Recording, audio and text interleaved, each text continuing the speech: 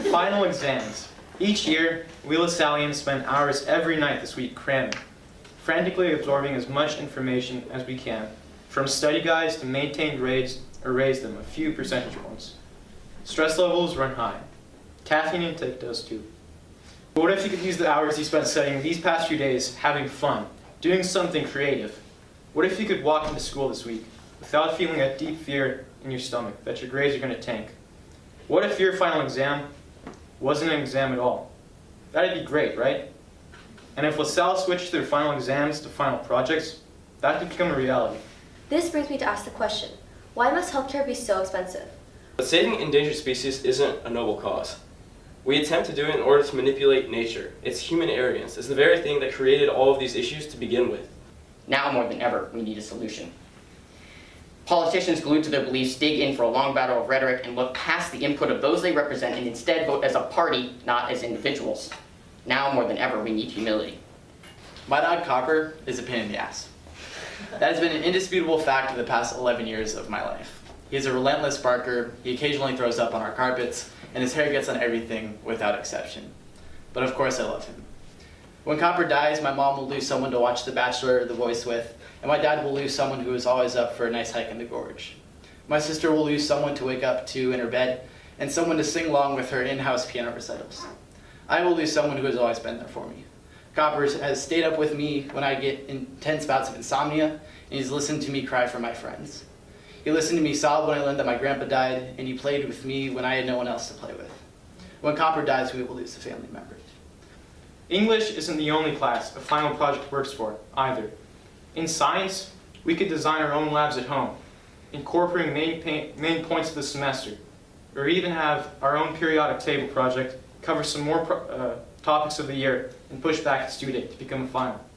In A-Push, or USH, we could make a short film where we act out important moments of American history.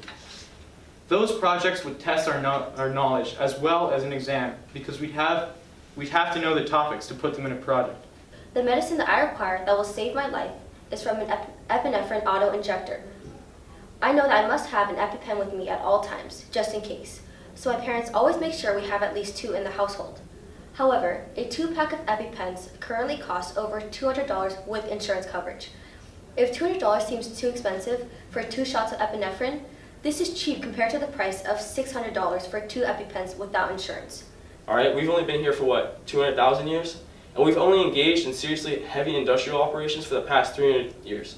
300 years versus 4.5 billion, and we somehow have the conceit to believe that we're a threat to the planet. That somehow we're going to destroy this beautiful blue world we've grown up in and known as home, our only home, for our entire lives.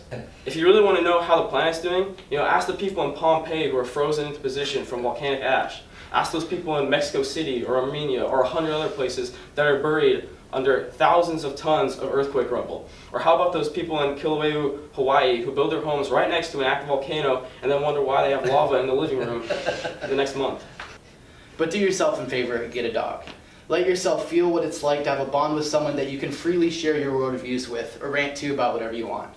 My dog has seen me in my most vulnerable hours, more so than anyone else. Let yourself practice being vulnerable on someone that will be totally candid with you, on someone who isn't capable of masking their true feelings. Let yourself see why a dog can be a man's best friend, or anyone's best friend. I love my dog, of course, and still somehow he loves me. As our nation stands amidst these great controversies, I ask you, fellow classmates, when you approach the polls in 2 years' time, do not be found wanting. Do not be found wanting for the moral and the just. Do not be found wanting for equality and cooperation. Do not be found wanting as our nation tears itself apart. Do not be found wanting voting for a party and not a person. Do not be found wanting for realizing that this is a time of great importance and the future of this nation will be born on our ability to cooperate. With preparing for finals, focusing on getting through the week into the weekend, and college planning, it seems as if we have our whole future lined up ahead of us. But the truth is, we aren't guaranteed the future. But what we do have is right now. It is the now that determines our future. It is the everyday choices we make now, the people we choose to surround ourselves with now that truly matter. I refuse to continue living each day just to get to the next, because if I live this way, I will miss out on the moments that I have today. I realized that as important as it is to think about the future, it is even more important, more fulfilling, to live in the now. Oh, how I wish I would have treasured each moment in my life with this perspective, especially the moments when my dad was strong and healthy. But that's life, isn't it? We seem to feel as if we have control over it, that we will grow up to get married, have kids, explore the world, grow old one day. But oh, how we have such little control. You know, I moved to Happy Valley 2 years ago. In order to get to my house, I have to take a road that passes Lincoln Memorial Park every day. I've been passing the sanctuary for 2 years, my eyes glancing over the vast hills stretching up to the fir trees, the rows of resting souls overlooking the city below. And it has hit me hard. One day we're all going to leave this life and lay resting in a place such as Lincoln Memorial Park. All that we've lived for, lived through, lived as will be no more.